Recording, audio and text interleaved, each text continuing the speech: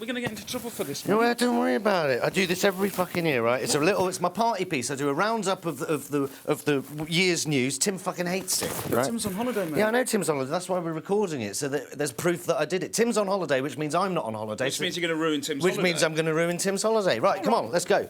Hi, Tim. This is my review of 2015. Hope you're having a good holiday. Right, what happened? January.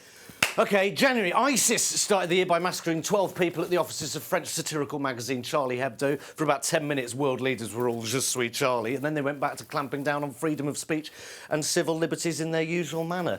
ISIS is a group so repugnant that the writers of Downton Abbey had to kill off the family dog of the same name. Other tragedies in January included, Boko Haram kicking off again in Nigeria, killing hundreds of innocent people, and the collapse of the ceasefire in the Ukraine.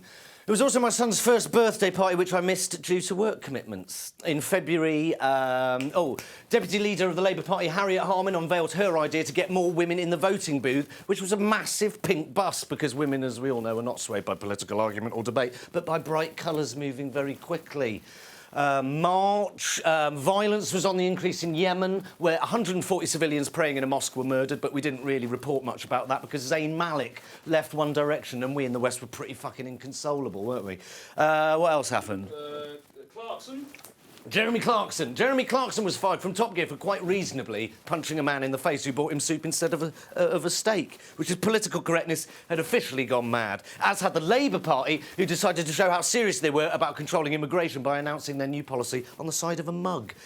April, 9,000 people were killed in an earthquake in Nepal. Food bank usage in the UK reached an all-time high, and my marriage reached an all-time low.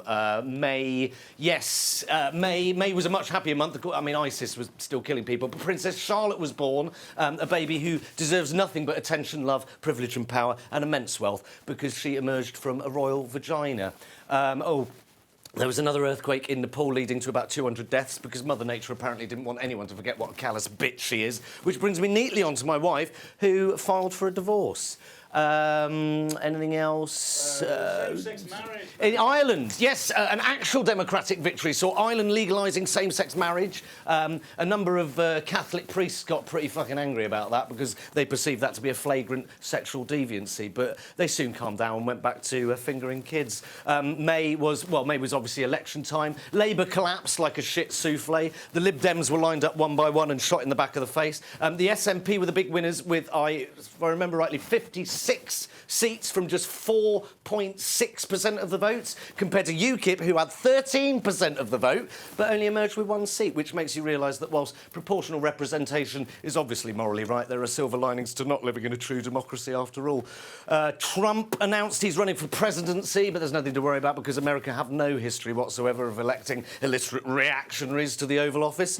America became friends with Cuba again. ISIS killed some more people. Turkey started bombing ISIS, and a dentist shot a lion. August, fucking hell. Katie Hopkins was interviewed by the Metropolitan Police for having an opinion, and that was when my wife announced that she was moving to Australia. September. Jeremy Corbyn was elected as new Labour leader. It was revealed that Volkswagen was, cooking the books, and it was also revealed that David Cameron fucked a pig in the face. ISIS killed more innocent people, more deadly earthquakes. This time it was in the Hindu Kush region. It killed about 400 people. But what really pissed us off and upset us was that we had to start paying 5p for fucking plastic bags. November, Adele launched a new album, but that one pretty much slipped under the radar. The UN held their summit for climate change. Don't remember much about that. David Cameron unveiled his plans for EU reform. New James Bond film. And, as for ISIS, they appeared in Paris and, yes, you guessed it, once again, behaved like utter cunts. Finally, December, Tony Benn's son did a speech, we went to war, and then Christmas happened. And, Tim, I need a fucking holiday, mate. All right? I need a fucking holiday. Happy New Year.